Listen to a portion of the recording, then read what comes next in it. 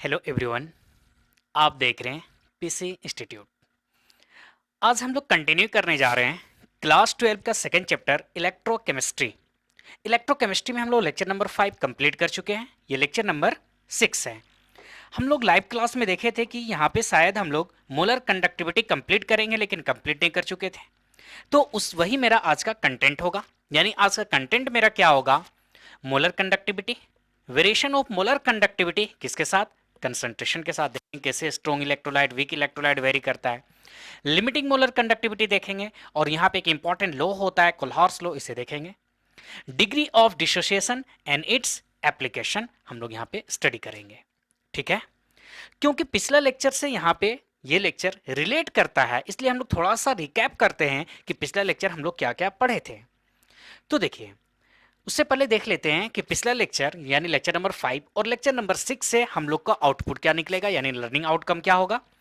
Exercise का question ये सभी आपसे सॉल्व होगा, इंटेक्स का और ये एग्जाम्पल का। और हम लोग यहाँ पे नीट और जेई का पीवाईक्यू करते हुए चलेंगे। तो चलिए देखते हैं कि पिछले लेक्चर में हम लोग क्या क्या पढ़े थे। हम लोग पढ़े थे रेजिस्टेंस।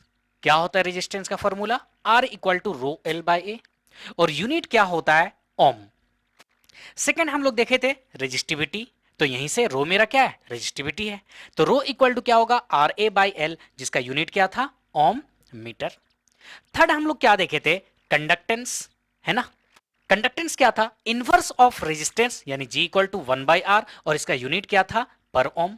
और पर ओम को ही हम लोग क्या लिख सकते हैं? साइमेंस लिख सकते हैं, एस से रिप्रेजेंट करते हैं। या फिर इसे हम लोग क्या लिखते थे? याद कीजिए, इसे हम लोग लिखते थे महो। यानी पर ओम को हम साइमेंस भी लिख सकते हैं, और हम इसे क्या लिख सकते हैं? महो भी लिख सकते हैं। ये यूनिट था। फिर हम लोग देखे थे कंडक्टिविटी। क्या था? इनवर्स ऑफ रेजिस्टिविटी, यानी 1/r L बाई ए, जिसका अगर फॉर्म यूनिट देखें तो क्या था? पर ओम पर मीटर। पर ओम को साइमन लिखें तो साइमन पर मीटर। तो यहां पे कंडक्टिविटी का यूज है। तो चलो कंडक्टिविटी को हम लोग थोड़ा डिटेल में देखते हैं। समझना, आपको फॉर्मूला लिखने का तरीका क्या बताए थे, आप उसी पे जाना। क्या हम लिखने बताए थे? ये आप 9-10 में फॉर्मूला पढ़ के आए क्या?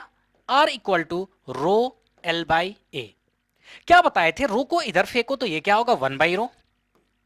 आर को इधर फेंक दो तो ये क्या हुआ? 1/r L by A. और याद कीजिए आप, 1/रो ही मेरा क्या कहलाता है? कंडक्टिविटी कहलाता है, यानी कप्पा। और 1/r मेरा क्या कहलाता है? कंडक्टेंस, यानी जी। और L बाय ए को हम लोग क्या बोले थे? सेल कांस्टेंट बोले थे। ये फॉर्मूला था।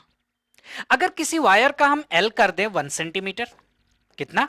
1 सेंटीमीटर। यूनिट लेंथ कहने का मतलब 1 सेंटीमीटर या फिर 1 मीटर। और A कर दें area of cross section 1 centimetre square.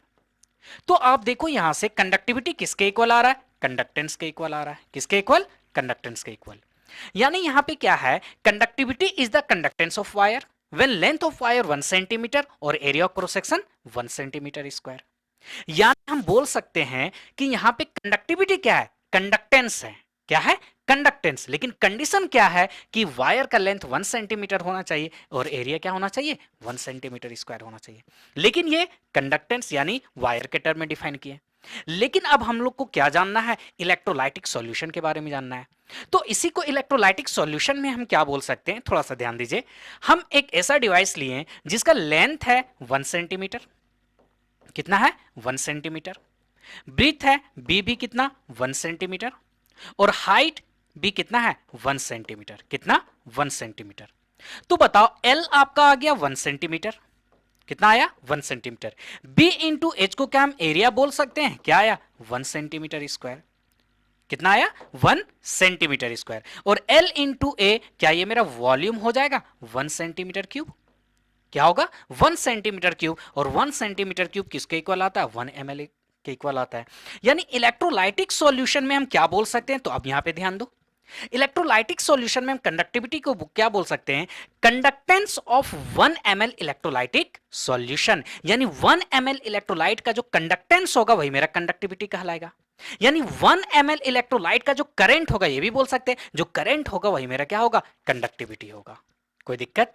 चलो, यहां पे हम लोग क्या देखे थे? कंडक्टिविटी सेल के बारे में भी देखे थे। क्या था कंडक्टिविटी सेल? याद कीजिए, यहां पे एक कंडक्टिविटी सेल था जिसमें हम इलेक्ट्रोलाइटिक सॉल्यूशन को भरते हैं। और ये क्या है मेरा, इलेक्ट्रोड के जैसा प्लेटिनम का इलेक्ट्रोड लगा रहता है।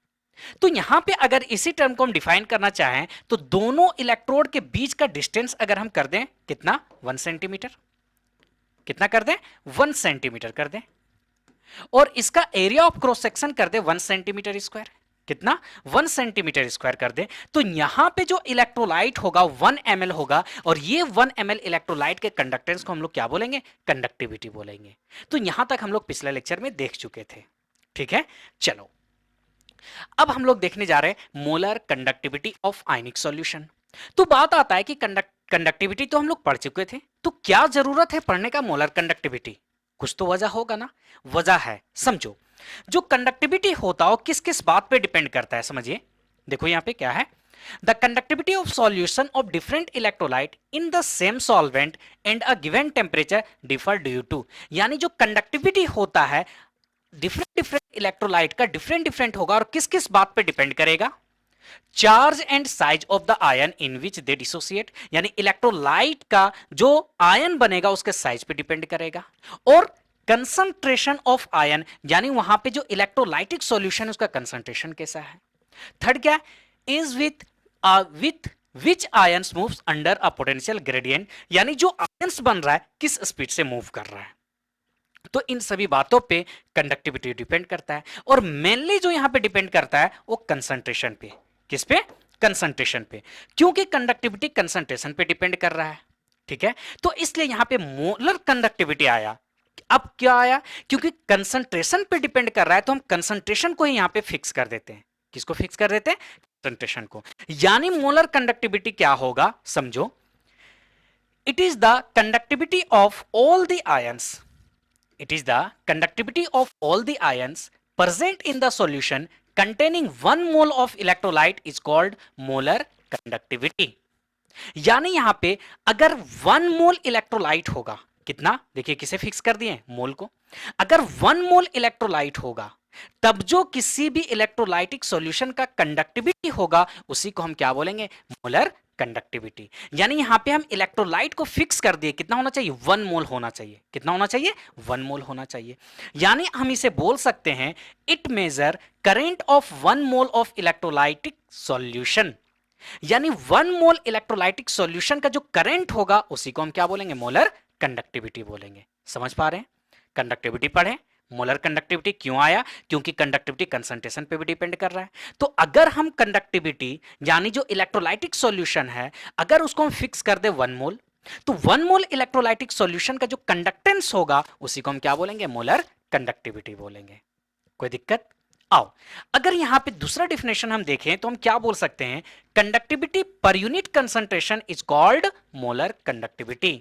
क्या, conductivity per unit concentration is called molar conductivity. आओ देखो, कंडक्टिविटी, कंडक्टिविटी क्या होता है, kappa, conductivity per unit concentration is called molar conductivity, ये फॉर्मूला होता है लैम्डा एम। और कंसंट्रेशन जनरली हम लोग का क्या होता है, हम लोग पढ़ चुके हैं, कंसंट्रेशन जनरली हम लोग का क्या होता है, मोलारिटी होता है। क्या होता है, मोलारिटी। यानी यहां पे मोलर कंडक्टिविटी का फॉर्मूला क्या बन के आएगा, kappa by M, kappa by M. M यहां पे क्या है मेरा, मोलारिटी है, कंसंट्रेशन एम यहां पे मेरा पास क्या है, मोलारिटी है। बोलो समझ पा रहे हैं ना।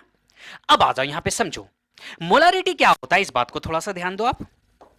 क्या, मोलारिटी, मोलारिटी क्या होता है, number of moles per unit volume. लेकिन यहां पे देखो नंबर ऑफ मोल्स क्या किए, फिक्स कर दिए, n इक्वल टू हम क्या लिख लिए, 1 mole. Number of mole n equal to क्या होता है, मोल होता है। तो अब आप यहां पे मोलारिटी देखो क्या हो जाएगा, 1 बाय v, क्या होगा, 1 बाय v। यानी जहां पे हम कैपिटल M लिखे हैं वहां पे क्या लिखेंगे, 1 बाय v, और v ऊपर चला जाएगा। तब आप देखो लेमडा m क्या हो गया, कप्पा, और मोलारिटी की जगह पे क्या रख रहे हैं, 1 बाय v, तो ये भी ऊपर चला जाएगा, यानी lambda m equal to kappa into v। तो ये भी फॉर्मूला बनता है, एनसीईआरटी में लिखा हुआ है, lambda m equal to kappa into v। यानी इस बात को यहां पे समझो। अभी हम आपको कंडक्टिविटी क्या बताएं, थोड़ा सा ध्यान देना। क्या, कंडक्टिविटी, कंडक्टिविटी हमको क्या बोले आपको कि 1 ml इलेक्ट्रोलाइटिक सॉल्यूशन का जो कंडक्टेंस होगा वो मेरा क्या होगा, कंडक्टिविटी होगा। यानी वॉल्यूम फिक्स कर दिए, फिर से ध्यान दीजिए, क्या बोले, 1 ml इलेक्ट्रोलाइटिक सॉल्यूशन का जो कंडक्टेंस होगा उसे हम क्या बोल रहे हैं, कंडक्टिविटी बोल रहे हैं। यानी 1 ml यानी वॉल्यूम यहां पे फिक्स है, लेकिन मोलर कंडक्टिविटी हम किसे बोल रहे हैं, मोलर कंडक्टिविटी बोल रहे हैं 1 मोल इलेक्ट्रोलाइट, यहां पे फिक्स क्या किए, 1 मोल इलेक्ट्रोलाइट। और वॉल्यूम कुछ भी हो सकता है, वॉल्यूम कुछ भी हो सकता है, लेकिन यहां पे 1 मोल हम फिक्स किए हैं। पहला तो आप दिमाग में ये बैठा लो, कंडक्टिविटी बहुत अलग चीज है, मोलर कंडक्टिविटी बहुत ही अलग चीज है। कंडक्टिविटी 1 मेल 1 कंडक्टिविटी क्या, 1 ml सॉल्यूशन का जो कंडक्टेंस होगा यानी 1 ml सॉल्यूशन का जो करंट होगा उसे हम क्या बोलेंगे, कंडक्टिविटी बोलेंगे। और मोलर कंडक्टिविटी क्या होगा, 1 मोल इलेक्ट्रोलाइटिक सॉल्यूशन का जो कंडक्टिविटी होगा उसे हम क्या बोलेंगे, मोलर कंडक्टिविटी। कोई दिक्कत? चलो अब समझो, यहां पे यूनिट ऑफ मोलर कंडक्टिविटी बहुत ही इंपॉर्टेंट होता है, क्योंकि फॉर्मूला में कब 1000 मल्टीप्लाई कर देगा कहीं, कभी 1000 क्या करेगा, डिवाइड कर देगा इसी फॉर्मूला में। तो कैसे करता है, अब उस बात को समझिए। देखो यहां पे यूनिट बहुत ही इंपॉर्टेंट रोल प्ले करता है। मोलर कंडक्टिविटी क्या बताएं, कंडक्टिविटी पर यूनिट कंसंट्रेशन यानी कप्पा बाई एम। दो केस ले रहे हैं, केस वन में हम कंडक्टिविटी का यूनिट मान लिए साइमन पर सेंटीमीटर, पहले हम सेंटीमीटर में बात कर रहे हैं, किस में बात कर रहे हैं, सेंटीमीटर में, तो साइमन पर सेंटीमीटर। तो कप्पा बाई एम, तो कप्पा का यूनिट क्या है, साइमन पर सेंटीमीटर। मोलारिटी का यूनिट क्या है, मोल पर लीटर, क्या, मोल पर लीटर। तो कप्पा बाई एम, कप्पा का यूनिट साइमन पर सेंटीमीटर। अब यहां पे देखो, ये अगर हम ऊपर ले जाएं तो क्या होगा, पर मोल, और पर लीटर किस में हो जाएगा, लीटर में। ठीक, अब यहां पे यूनिट को सेम करें, यहां पे पर सेंटीमीटर है, यहां पे क्या है, लीटर है। तो हम लोग जानते क्या है, ध्यान दीजिए, 1000 सेंटीमीटर क्यूब इक्वल टू क्या होता है, 1 लीटर होता है। चलो यहीं पे लिखते हैं, क्या, ध्यान देना, 1000 सेंटीमीटर क्यूब इक्वल टू क्या होता है, 1 लीटर होता है। तो 1 लीटर के जगह पे हम क्या रखते हैं, 1000 सेंटीमीटर क्यूब। तब मेरा लेमडा एम का फॉर्मूला देखो क्या आया, कप्पा बाई एम। अब अगर यूनिट का बात करें हम, किसका बात कर रहे हैं, यूनिट का, तो यूनिट देखो, कप्पा का यूनिट क्या है, साइमन पर सेंटीमीटर। ठीक, लेकिन अब यूनिट यहां पे देखो, पर मोल, और लीटर को हम क्या लिख रहे हैं, 1000 सेंटीमीटर क्यूब। क्या लिख रहे हैं, 1000 सेंटीमीटर क्यूब। इस बात को आप लोग समझ पा रहे हैं, क्या किए, कुछ नहीं किए, लीटर को सेंटीमीटर क्यूब में कन्वर्ट किए। तो अब लेमडा एम का फॉर्मूला देखो आप, क्या बन के आया, कप्पा, ये 1000 है ना, 1000 बाई कैपिटल एम, यूनिट देखना Simon per centimetre, centimetre cube क्या होगा, सेंटीमीटर स्क्वायर हो गया, और ये क्या है, पर मोल, क्या है, पर मोल। तो ये बहुत ही इंपॉर्टेंट रिलेशन यहां पे निकलता है इस बात का, क्या, कि लेमडा एम को हम, ध्यान दीजिएगा, क्या, कि lambda M kappa into 1000 by M कब फॉर्मूला होगा, जब कंडक्टिविटी का यूनिट क्या होगा, साइमन पर सेंटीमीटर। यानी आप लेमडा एम का फॉर्मूला यूज करते हैं कप्पा इंटू 1000 बाई एम, तो आपको ध्यान में यह रखना होगा कि कप्पा का यूनिट क्या होना चाहिए, साइमन पर सेंटीमीटर। तब क्या कोई जरूरी है कि कप्पा का यूनिट साइमन पर सेंटीमीटर होगा, नहीं, कप्पा का यूनिट साइमन पर मीटर भी हो सकता है। तो अगर साइमन पर मीटर होगा तब देखते हैं फॉर्मूला क्या होगा। तो फिर से देखो, केस 2 हम इसे लेके चल रहे हैं, ध्यान दीजिएगा आप, lambda M kappa by M, kappa का अबर हम यूनिट क्या रखें, साइमन पर मीटर, मोलारिटी का यूनिट क्या होता है, मोल पर लीटर। चलो kappa by M Simon per metre, अब मोलारिटी ये ऊपर जाएगा क्या होगा, पर मोल, और पर लीटर क्या हो गया, लीटर हो गया। अब लीटर को हम किस में चेंज करेंगे, मीटर में, मीटर क्यूब में। चलो तो हम लोग क्या जानते हैं, ध्यान देना, 1 लीटर, 1000 लीटर इक्वल टू क्या होता है, 1 मीटर क्यूब। तो 1 लीटर इक्वल टू क्या होगा, ध्यान देना, 1 बाई 1 मीटर क्यूब। तो चलो अब लिखते हैं, ध्यान देना, lambda M equal to kappa by M.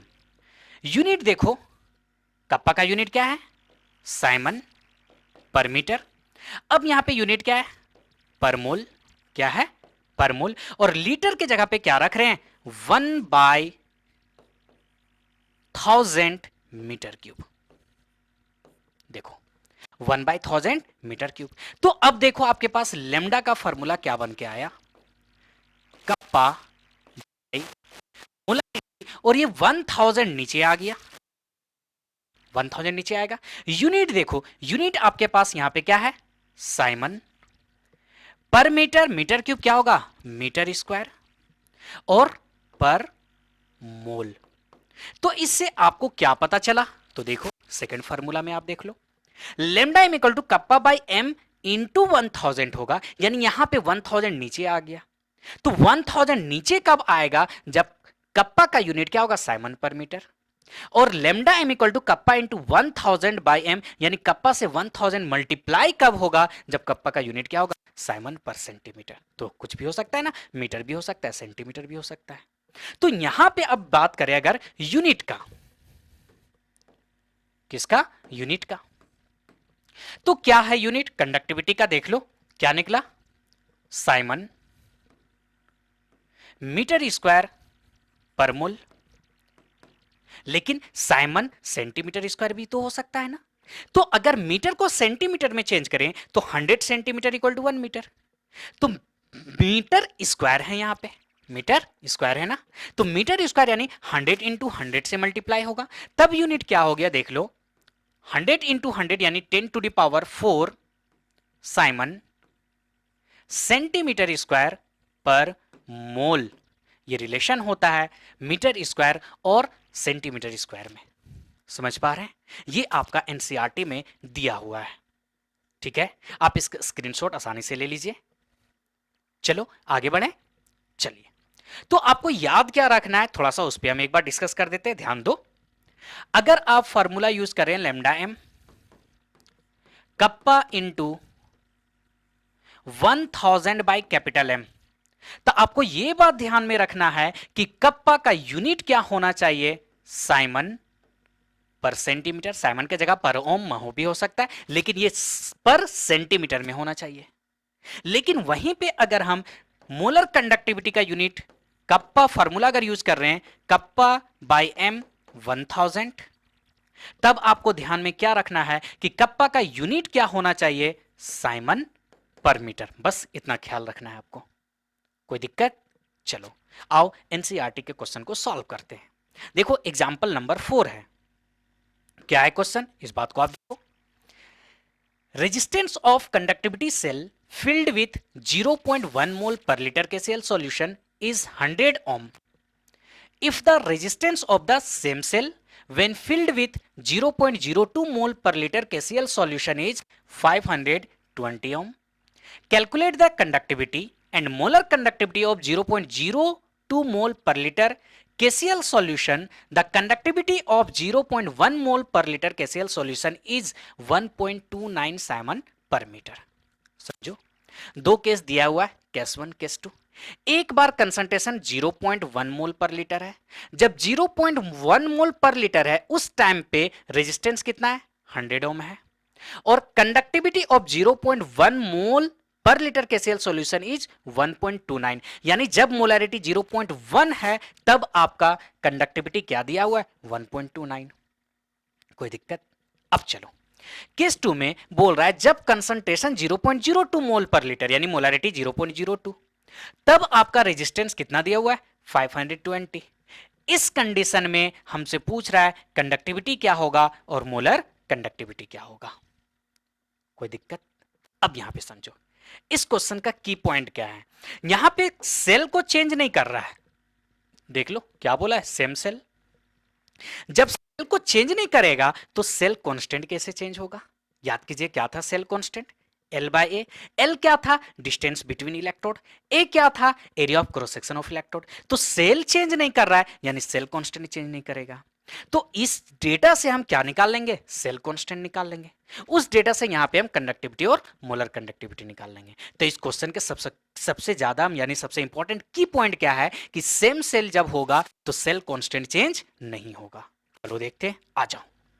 तो अब देखो कंसंट्रेशन दिया हुआ, रेजिस्टेंस दिया हुआ है, कप्पा दिया हुआ है, तो हम लोग क्या जानते हैं फॉर्मूला, अगर हम देखें ध्यान दीजिए, शुरू से हम इसी टाइप से फॉर्मूला लिखेंगे, R equal to rho L by A. अब रो को इधर फेंक दो, R by rho L by A मेरा क्या होता है? Cell constant. आर आपको दिया हुआ कितना? 100। अब बताओ, वन बाई रो क्या होता है? कंडक्टिविटी। अगर आपको दिक्कत है तो इसको हम दोबारा लिख देते हैं, ध्यान दो। आर इंटू 1 बाई रो मेरा क्या होता है? कंडक्टिविटी होता है। 1 by rho conductivity, L by A cell constant. ये मेरा क्या है? Cell constant. तो यहां से हम निकाल लेते हैं सेल कांस्टेंट। आर रेजिस्टेंस 100, ठीक है। कपा कितना? 1.29। 1.29 100 से मल्टीप्लाई किए कितना आया? 129। अब यहां पे यूनिट देखो, पर मीटर होगा, तो सेल कांस्टेंट निकला। क्या सेल कांस्टेंट निकला तो हम क्या, जब कंसंट्रेशन 0.02 है तो हम क्या कंडक्टिविटी नहीं निकाल सकते? निकाल सकते हैं। तो आ जाओ सेकंड, अब हम यहां पे निकालते हैं कंडक्टिविटी, कप्पा K2। तो कप्पा का फॉर्मूला फिर से ध्यान दो, हम लोग वही काम करेंगे। क्या? आर इक्वल टू क्या? रो एल बाई ए। रो को इधर उठा के फेंक दो, 1/रो। क्या? 1/रो। और क्योंकि रेजिस्टेंस दिया है तो रेजिस्टेंस यहीं पे रहने दो, है ना। L by A, L by A. तो एल बाई ए पता है, आर पता है। अब यहां से हम क्या निकाल लेंगे? कप्पा निकाल लेंगे। तो 1/रो मेरा क्या होता है? चलो सही चीज है, ध्यान दो। फॉर्मूला कैसे बताए थे? रो को इधर फेंको, 1/रो। आर को इधर फेंक दो, 1/आर, एल बाई ए। 1/रो मेरा क्या था? कंडक्टिविटी। 1/आर, आर का वैल्यू मेरा कितना दिया? 520। कितना? 520। L by A cell constant कितना है? 129। यानी कप्पा मेरा देख लो क्या आ गया? 129/520। यूनिट बहुत ही इंपॉर्टेंट है, क्योंकि साइमन पर मीटर में दिया हुआ है, तो यूनिट क्या होगा? Simon per metre. अब इसको पॉइंट में लिखना है, तो चलो डिवाइड कर देते, आ जाओ। 520 से हम लोगों को डिवाइड करना है किसे? 129 को। 129 को नहीं जाएगा, पॉइंट देंगे, यहां पे क्या होगा? 0 आएगा। देखो कितने टाइम्स में जाएगा? 2 टाइम्स में जाएगा। 0, 2 2 जा 4, 5 2 जा 10, ये आ गया 0। 9 में 4 चला गया 5 2। अब यहां पे 0 देंगे। अब कितने टाइम्स में जाएगा? 4 टाइम्स में जाएगा, देख लो। 0, 4 2 जा 8, 5 इंटू 4 20, ये हो गया 0। 10 में 8 2 4, ये कट गया। अब अगर 0 देंगे, ये 4205 8 टाइम्स में जाएगा, यानी कप्पा का वैल्यू मेरे पास क्या आ गया? देख सकते हो आप, कितना? 0.24 पर मीटर। तो यही तो निकालना था, calculate the conductivity and molar conductivity. अब आपको मोलर कंडक्टिविटी भी निकालना है, तो चलो देखते हैं मोलर कंडक्टिविटी क्या होगा। अब समझो, यहां पे हम क्या बोले? आपको यूनिट का ख्याल रखना है। किसका ख्याल रखना है? यूनिट का। कप्पा का यूनिट किसमें? साइमन पर मीटर में। किसमें? साइमन पर मीटर में। तो अगर हम मोलर कंडक्टिविटी लेमडा एम निकालें तो क्या होगा बताओ? कप्पा बाय एम, क्योंकि पर मीटर में यूनिट है, यहां पे 1000 से क्या होगा? कप्पा डिवाइड होगा। तो चलो अब निकालते हैं। कप्पा का वैल्यू क्या है? 0.248 बाय मोलारिटी, यानी कंसंट्रेशन कितना है? 0.02। 0.02 into 1000।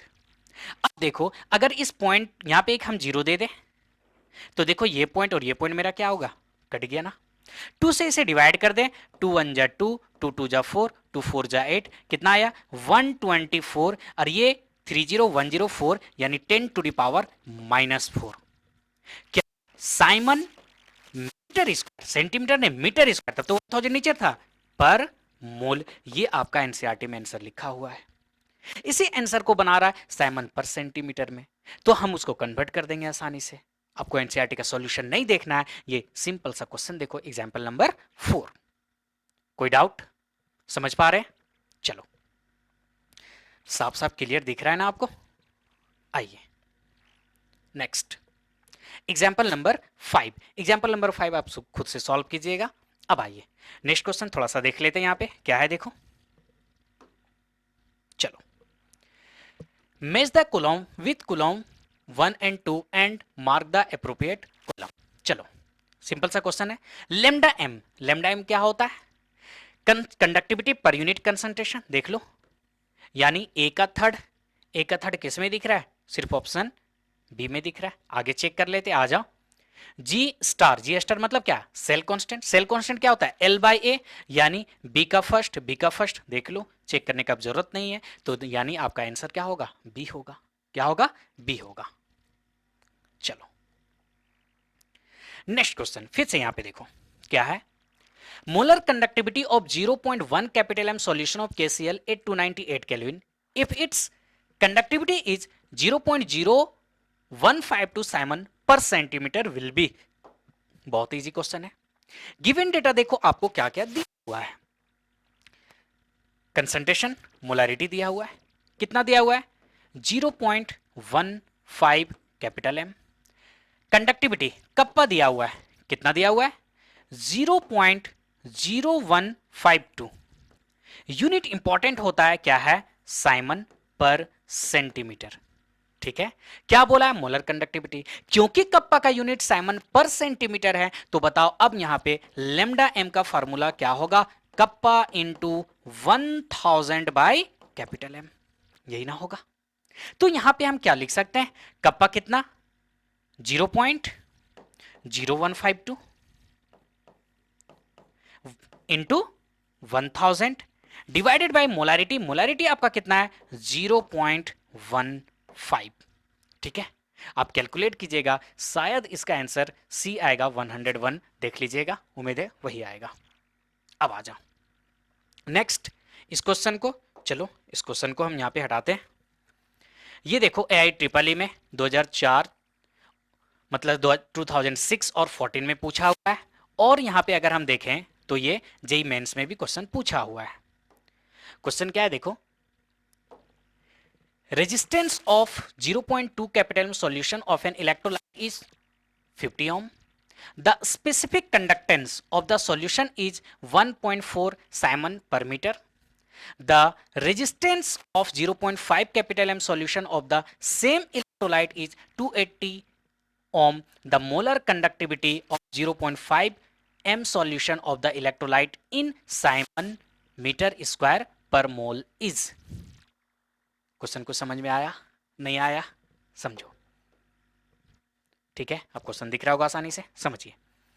Resistance of 0.2 capital M solution of an electrolyte is 50 ohm, यानी आर का वैल्यू कितना दिया हुआ है, 50 ओम। कब, जब कंसंट्रेशन आपका कितना है, 0.2 कैपिटल एम। ठीक, द स्पेसिफिक कंडक्टेंस, यानी स्पेसिफिक कंडक्टेंस यानी कंडक्टिविटी दिया हुआ है, कप्पा क्या है, 1.4 साइमन पर मीटर। देख लो यूनिट किस में दिया हुआ है, साइमन पर मीटर में। अब यहां बोल रहा है सेम इलेक्ट्रोलाइट, सेम इलेक्ट्रोलाइट यानी इलेक्ट्रोलाइट चेंज नहीं हुआ, इलेक्ट्रोलाइट चेंज नहीं हुआ, यानी यहां पे कहने का मतलब है क्या, कि यहां पे इलेक्ट्रोलाइटिक सॉल्यूशन का सेल कंडक्टिविटी भी चेंज नहीं हुआ। समझ पा रहे, सेम सेल का बात होगा, जब सेम सेल का बात होगा तो अब यहां पे हम बोल सकते हैं क्या, सेल कांस्टेंट, यानी दोनों का सेल कांस्टेंट क्या होगा, सेम होगा। तो यहां पे हम लोग मेनली क्या फॉर्मूला यूज करेंगे, सेल कांस्टेंट दोनों कंडीशन में सेम होगा। तो चलो फिर से फॉर्मूला यूज करते और बनाते हैं। यहां से हम क्या निकाल लेंगे, सेल कांस्टेंट निकाल लेंगे। क्या है, ध्यान दो, R equal to rho L by A, तो 1 बाई रो इंटू आर को यहीं पे रहने दो, क्या है, एल बाई ए, और यही तो मेरा क्या कहलाता है, क्या, सेल कांस्टेंट। 1 बाई रो मतलब क्या, कंडक्टिविटी इंटू आर, और ये मेरा हो गया सेल कांस्टेंट जी स्टार।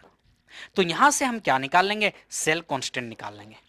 कप्पा, कप्पा का वैल्यू कितना है, 1.4, और आर का वैल्यू कितना है, 50। अगर हम इसे मल्टीप्लाई कर दें तो क्या आ रहा है, देखिए 70 पर मीटर, सेल कांस्टेंट निकल गया। निकालना क्या है, मोलर कंडक्टिविटी। मोलर कंडक्टिविटी निकालने से पहले हमको क्या निकालना होगा, कप्पा निकालना होगा। एक कंडीशन दे दिया हुआ, कब, जब कंसंट्रेशन 0.2 है। अब सेकंड कंडीशन देखो, द रेजिस्टेंस ऑफ 0.5 यानी कंसंट्रेशन चेंज किया, solution of the same electrolyte, electrolyte change नहीं कर रहा है, उसका रेजिस्टेंस कितना है, 280, कितना है, 280 ohm. The molar conductivity of 0.5 M solution of the electrolyte, यानी मोलर कंडक्टिविटी निकालना है। तो मोलर कंडक्टिविटी निकालने के लिए हमको क्या निकालना होगा, बताओ, कंडक्टिविटी निकालना होगा। तो चलो अब कंडक्टिविटी निकाल ले, फिर से फॉर्मूला लगाएंगे क्या, R equal to rho L by, हमेशा ये फॉर्मूला लिखेंगे, रटने का जरूरत नहीं है। रो को इधर उठा के फेंक दो, 1/रो, आर को इधर फेंक दो, 1/r, एल बाई ए। 1/रो क्या होगा, कंडक्टिविटी होगा, ठीक है।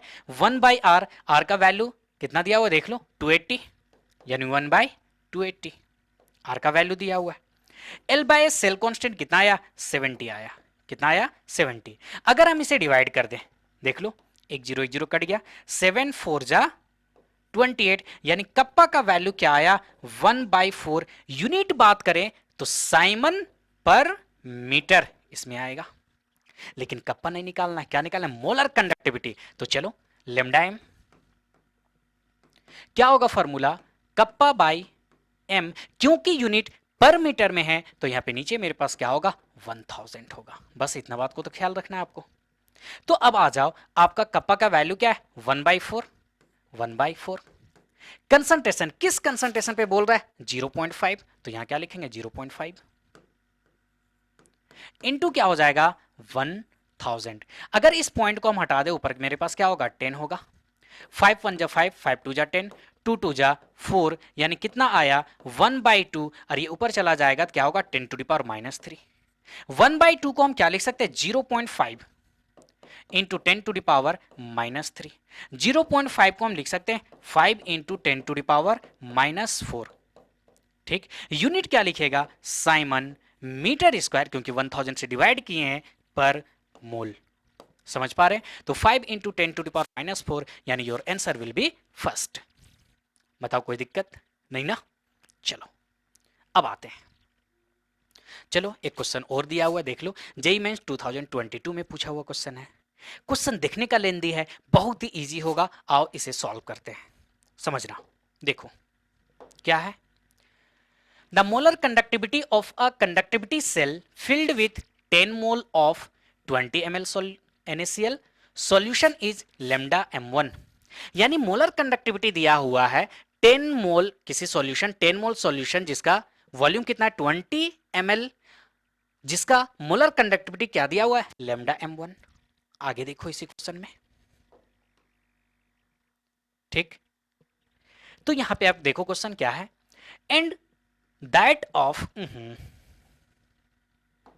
and that of 20 mole of another identical cell having 80 ml NaCl solution is lambda m2। यानी आइडेंटिकल सेल, यानी सेल को चेंज नहीं कर रहा है, यानी सेल कांस्टेंट होगा दोनों का। आगे देखो, the conductivity exhibited by this two cell are same. ये तो और इजी है, यहां पे कंडक्टिविटी ही सेम कर दिया, यानी कप्पा सेम कर दिया। तो देखो यहां पे केस 1 दिया हुआ है, एन कितना मोल, 10 मोल, वॉल्यूम सॉल्यूशन का 20 ml, और कप्पा को, कप्पा 1 को क्या मान लिए, कप्पा मान लिए, ठीक। सेकेंड सॉल्यूशन दिया है जिसमें कितना है, 20 मोल है, कितने में डिजोल्व है, 80 ml सॉल्यूशन में। यहां पे कंडक्टिविटी दोनों का क्वेश्चन में दिया हुआ है, the conductivity exhibited by this two cell are same, यानी कंडक्टिविटी सेम है। तो आप बताओ मोलर कंडक्टिविटी क्या होता है, समझना। देखो लेमडा एम, क्योंकि रेशियो है तो हम मान लेते कप्पा का यूनिट 1000 मतलब साइमन पर सेंटीमीटर है, तो 1000 से मल्टीप्लाई करेंगे, आप मीटर में भी ले सकते, कोई फर्क नहीं पड़ता, ये यूनिट। तो कंडक्टिविटी सेम कर दिया, 1000 दोनों में होगा, यानी मोलर कंडक्टिविटी सिर्फ और सिर्फ किस पे डिपेंड कर रहा है, मोलारिटी पे। किस पे, मोलारिटी पे। तो केस 1 में क्या हम यहां पे मोलारिटी m1 निकाल सकते हैं, number of mole 10, volume of solution, volume of solution कितना 20 ml है ना, यहां पे गलत लिखा हुआ है, थोड़ा सा ध्यान देना, क्या है 20 ml, ये दिया हुआ है। तो मोलारिटी क्या होता है, n/v, यानी ये 1/2 कट गया, 1/2 मोल, तो मोलारिटी नहीं बोल सकते हैं, यहां पे बोलेंगे क्या, मोल, मिली मोल, मिली मोलारिटी। मिली मोलारिटी क्यों बोल रहे हैं, चलो कंफ्यूज नहीं कर रहे हैं अब आपको। वॉल्यूम हम लोग किस में लेते हैं बताओ, लीटर में लेते हैं ना, ml में दिया है, लीटर में चेंज करेंगे, ऊपर 1000 होगा, चलो कर ही देते हैं। तो ये कट गया यहां पे, तो कितना आया देख लो, 500 आया, कितना आया 500। ये हो गया। केस 2 का अगर हम मोलारिटी देखें तो फिर से देखो, नंबर ऑफ मोल कितना 20, वॉल्यूम ऑफ सॉल्यूशन कितना 80 ml में लीटर में चेंज करना है, कर दो। 2 से 2 कट गया, ये 4 टाइम्स में कट गया, यहां पे 4 से डिवाइड कर दो, कितना आया 250। यानी M2 मेरा कितना आ गया 250, क्या आया मोलारिटी कैपिटल M। समझ पा रहे हैं? क्योंकि कंडक्टिविटी सेम है तो लेमडा एम यहां पे किस पे डिपेंड कर रहा है, सिर्फ और सिर्फ मोलारिटी पे। और लेमडा एम यहां पे आप इस फार्मूला में देखोगे तो इनवर्सली प्रोपोर्शनल है किसका, मोलारिटी का। और मोलर कंडक्टिविटी क्या दिया लेमडा M1, और दूसरे का मोलर कंडक्टिविटी क्या दिया लेमडा M2। तो क्या यहां से हम बोल सकते हैं lambda M1 by lambda M2, हम क्या लिख सकते हैं मोलारिटी 2 का और मोलारिटी किसका 1 का। तो मोलारिटी 2 का कितना आया देख लो 250, कितना आया 250, और मोलारिटी फर्स्ट का कितना आया देख लो 500, कितना है 500। आप देखोगे तो ये कितने टाइम्स में कट जाएगा 2 टाइम्स में, यानी lambda M1 by lambda M2 equal to क्या आया 1/2। क्रॉस मल्टीप्लाई कर दो तो यहां से आपको मिल जाएगा lambda M2 equal to 2 into lambda M1, lambda M2 equal to 2 into lambda M1, यानी your answer will be first. तो देखो जे मेंस का क्वेश्चन है कितना इजी है, सिर्फ लेंथी बनाया गया है। आप कंसेप्ट को पकड़ो, यहां कंडक्टिविटी सेम बोल दिया, यानी दोनों का कंडक्टिविटी सेम है। और कप्पा का फार्मूला अगर कप मोलर कंडक्टिविटी का formula kappa into 1000 by M, देखो 1000 का भी यहाँ पे कोई रोल नहीं है, कप्पा भी कांस्टेंट है, यानी मोलर कंडक्टिविटी यहाँ पे किस पे डिपेंड करा मोलारिटी पे, और दोनों इनवर्सली प्रोपोर्शनल होता है तो दोनों का मोलारिटी निकाल के यहाँ पे रेशियो निकाल के बना सकते हैं आसानी से। कोई दिक्कत? चलो आ जाओ। अब हम लोग देखते हैं मोलर कंडक्टिविटी देख लिए, इक्विवेलेंट कंडक्टेंस। इक्विवेलेंट कंडक्टेंस आपके सिलेबस में नहीं है, सिंपल अगर लिखना चाहते हैं तो इक्विवेलेंट कंडक्टेंस क्या होता है कप्पा इंटू 1000, जहां मोलारिटी लिखते हैं वहां पे क्या होगा नॉर्मलिटी होगा। फिर से वही बात, यहां पे कप्पा का यूनिट क्या होगा साइमन पर सेंटीमीटर। चलो इस पे हम ज्यादा बात नहीं करते क्योंकि आपके सिलेबस में नहीं है। चलिए इफेक्ट ऑफ कंसंट्रेशन और डाइल्यूशन, अब हम लोग देख रहे हैं क्या कि क्या इफेक्ट पड़ता है किसका कंसंट्रेशन का यानी डाइल्यूशन का। पहले डाइल्यूशन का मीनिंग समझो क्या होता है। Dilution increases, it means volume increases, that is only addition of solvent and concentration of the solution decreases. समझो, अगर हम कंसंट्रेशन और वॉल्यूम का बात करें तो मोलारिटी का फॉर्मूला ले लेते हैं, क्या होता है N/V, यही तो होता है। मोलारिटी मेरा क्या है कंसंट्रेशन है, बताओ मोलारिटी मेरा क्या है कंसंट्रेशन है। तो बताओ कंसंट्रेशन बढ़ाएंगे वॉल्यूम घटेगा, वॉल्यूम बढ़ाएंगे तो कंसंट्रेशन घटेगा, दोनों इनवर्सली प्रोपोर्शनल है ना। यानी हम बोल सकते हैं कि जब हम कंसंट्रेशन बढ़ाएंगे तो क्या होगा वॉल्यूम डिक्रीज करेगा, और अगर हम बोलेंगे कि वॉल्यूम बढ़ा रहे हैं तो कंसंट्रेशन मेरा क्या होगा डिक्रीज करेगा। अब यहां बात आता है डाइल्यूशन का। Dilution increases, it means volume increases, यानी डाइल्यूशन यानी वॉल्यूम इंक्रीज कर रहे हैं, that is only addition of solvent. एक बात और यहां पे ध्यान रखना, डाइल्यूशन इंक्रीजेज यानी सिर्फ और सिर्फ हम सॉल्वेंट को वहां पे यानी वॉल्यूम बढ़ा रहे हैं, मोल सॉल्यूट में कोई चेंजिंग नहीं हो रहा है। देखो dilution increases it means volume increase, that is only addition of solvent, ठीक, and concentration of the solution decreases. जब भी डाइल्यूशन करेंगे सॉल्यूशन का कंसंट्रेशन क्या होगा डिक्रीज होगा, और इस फार्मूला से हम आसानी से देख सकते हैं। क्यों? क्योंकि मोलारिटी भी तो एक कंसंट्रेशन है। अब आओ देखते हैं क्या होता है। चलिए पहला हम लोग देखते हैं कंडक्टिविटी वेरिएशन, यानी जब डाइल्यूट कर रहे हैं तब बताओ कंडक्टिविटी क्या होगा, यानी कंसंट्रेशन बढ़ाएंगे तो कंडक्टिविटी क्या होगा, कंसंट्रेशन घटाएंगे तो कंडक्टिविटी क्या होगा। उससे पहले हम लोग यहां पे समझते हैं कि कंडक्टिविटी था क्या, इसीलिए रिवीजन कराए थे पिछले लेक्चर का। क्या था conductivity? Conductance of 1 ml electrolytic solution, यानी 1 ml इलेक्ट्रोलाइटिक सॉल्यूशन का जो कंडक्टेंस होगा वो मेरा क्या होगा कंडक्टिविटी होगा। यानी 1 ml इलेक्ट्रोलाइट जितना करंट फ्लो करेगा, जितना करंट जाएगा है ना, वही मेरा क्या होगा कंडक्टिविटी होगा। चलो एग्जांपल से समझते हैं। ये 1 ml इलेक्ट्रोलाइटिक सॉल्यूशन है, यहां पे मान लेते हैं 2 Na+ है और 2 Cl- है, ठीक, यानी 4 आयंस है 1 ml सॉल्यूशन में।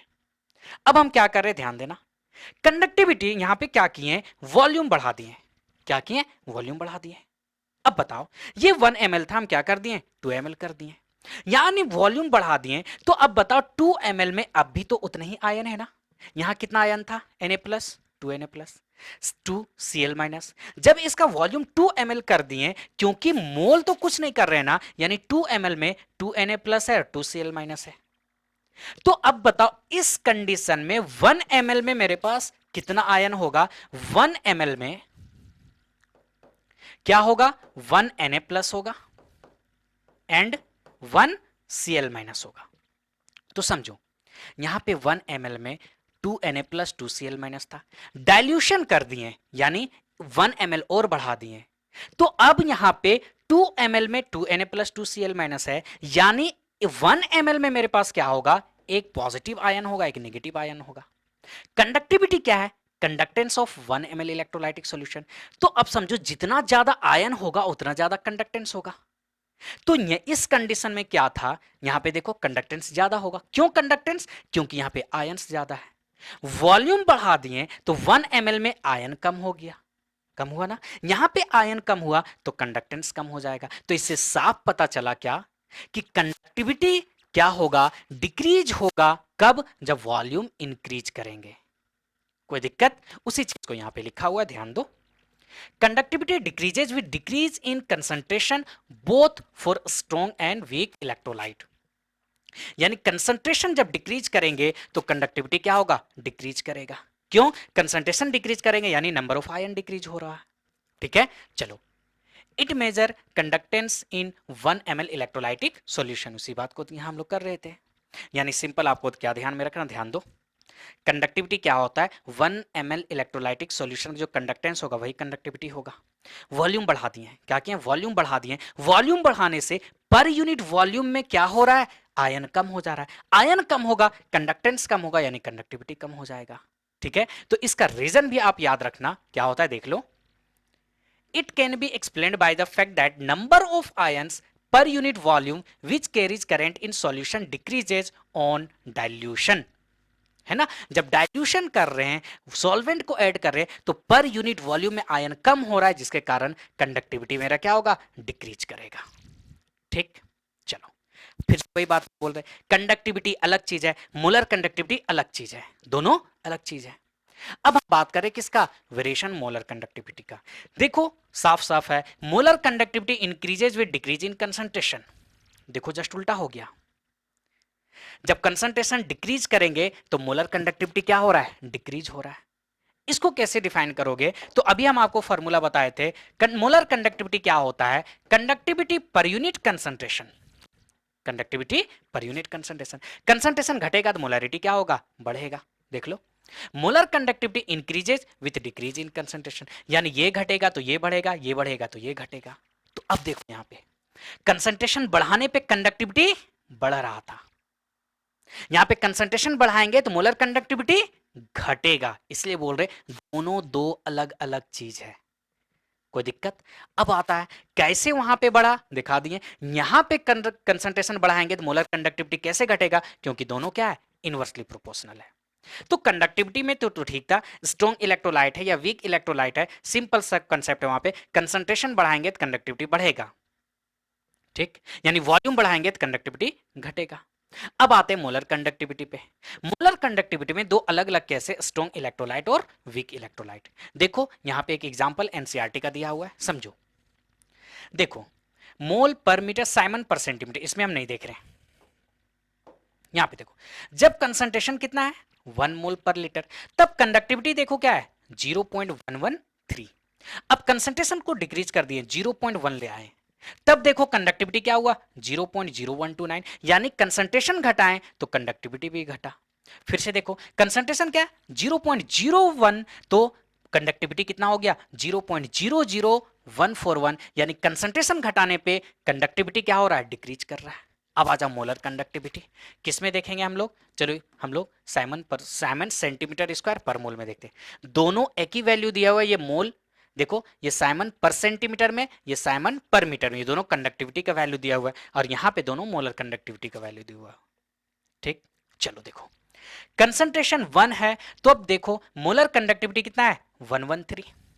अब देखो कंसंट्रेशन घटा दिए 0.1, तो मोलर कंडक्टिविटी 111 से कहां चला गया 129। यानी कंसंट्रेशन घटाएं तो देख लो मोलर कंडक्टिविटी को इंक्रीज किया, और कंसंट्रेशन घटा दो 0.01 तो मोलर कंडक्टिविटी और इंक्रीज कर गया 141। समझ में आया? तो मोलर कंडक्टिविटी क्या होगा, कंसंट्रेशन घटाएंगे मोलर कंडक्टिविटी इंक्रीज करेगा, कंसंट्रेशन घटाएंगे तो कंडक्टिविटी क्या होगा डिक्रीज करेगा। चलो अब हम बात करते हैं स्ट्रॉन्ग इलेक्ट्रोलाइट और वीक इलेक्ट्रोलाइट मोलर कंडक्टिविटी पे क्या फर्क पड़ता है। आ जाओ देखो, this is increase in the volume, molar conductivity of strong electrolyte is always increases।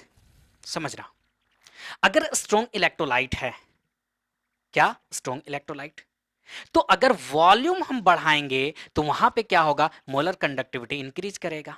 Molar conductivity increase करेगा, क्यों इंक्रीज करेगा, कैसे इंक्रीज करेगा, ये इंपॉर्टेंट है, समझो। मान लीजिए यहां पे 1 मोल इलेक्ट्रोलाइट है, कितना 1 मोल इलेक्ट्रोलाइट, ये कंडक्टिविटी सेल में है, क्योंकि 1 मोल इलेक्ट्रोलाइट का कंडक्टिविटी ही को हम लोग क्या बोलते हैं, मोलर कंडक्टिविटी बोलते हैं। समझना, यहां पे मेरे पास देखो Na+ है और Cl- है, ठीक। इन दोनों के बीच में कहीं ना कहीं कुछ ना कुछ तो फोर्स ऑफ अट्रैक्शन होगा ना। ये अगर माइनस चार्ज है, ये अगर प्लस चार्ज है, तो Na+ इधर जाएगा और Cl- इधर आएगा। लेकिन कुछ ना कुछ तो force of attraction Na+ Cl- में अभी भी है। अब हम क्या कर रहे हैं, यहां पे वॉल्यूम ऐड कर रहे हैं, वॉल्यूम बढ़ा रहे हैं। वॉल्यूम बढ़ाएंगे तो Na+ और Cl- थोड़ा और दूर दूर चला जाएगा, और इन दोनों के बीच में क्या होगा, फोर्स ऑफ अट्रैक्शन कम होगा। जब Na+ और Cl- के बीच में फोर्स ऑफ अट्रैक्शन कम होगा तो ये इलेक्ट्रोड की तरफ और फास्ट मूव करेगा।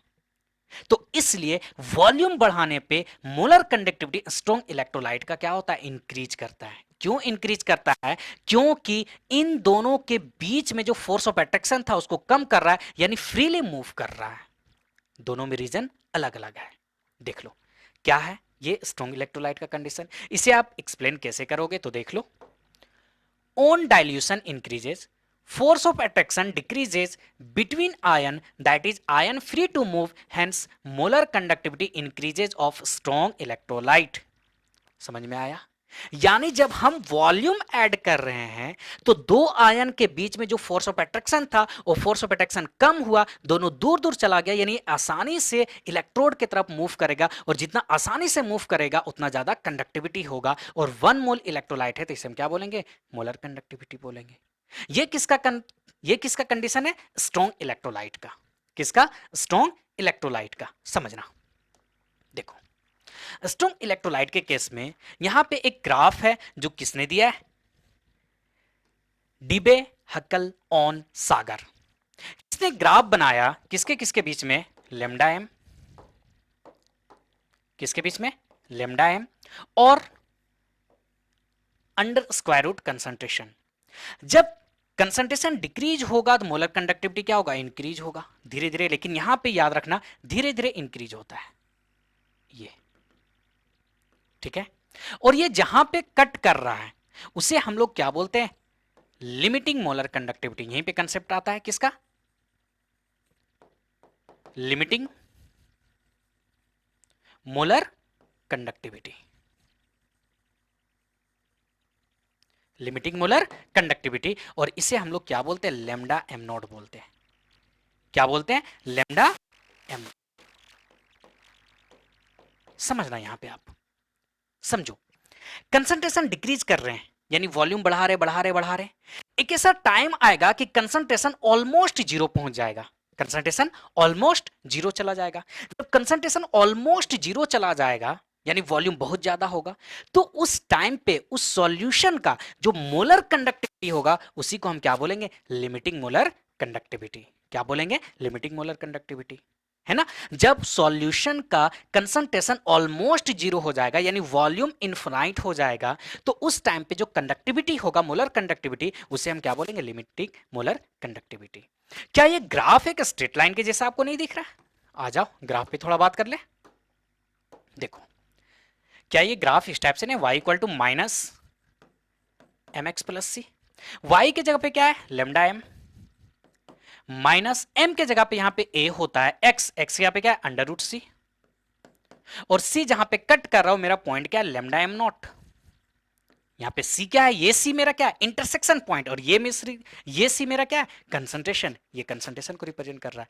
यानी ये ग्राफ देख लो क्या है लेमडा एम, इसे पहले लिख दे रहे हैं lambda M not minus A under root C. ये ग्राफ किसने दिया है इक्वेशन, ये दिया है डिबे हकल ओनसागर, किसके लिए स्ट्रॉन्ग इलेक्ट्रोलाइट के लिए, किसके लिए स्ट्रॉन्ग इलेक्ट्रोलाइट के लिए। और यहां पे हम लिमिटिंग मोलर कंडक्टिविटी निकाल सकते हैं क्योंकि ये ग्राफ इस पे कट कर रहा है।